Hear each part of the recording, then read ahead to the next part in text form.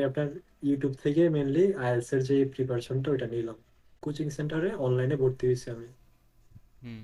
But অনলাইনে জিনিসটা হচ্ছে কি, কোচিং সেন্টারে অনলাইনে অতটা বেশি গেইন করা যায় না। যে ওনারা যে পড়াশোনাটা দেয় ওটা রিসিভ করা যায় না পুরো ফুললি।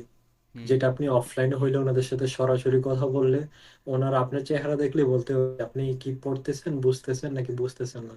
আচ্ছা। বাট অনলাইনে জাস্ট আমি লাইভ জুম ক্লাস করতেছি, কথা বললে বলতেছি, মাইক অফ ম্যাক্সিমাম টাইম থাকতো, ভিডিও তো অন রাখতামই না।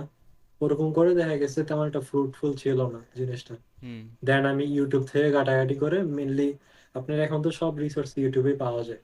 হ্যাঁ।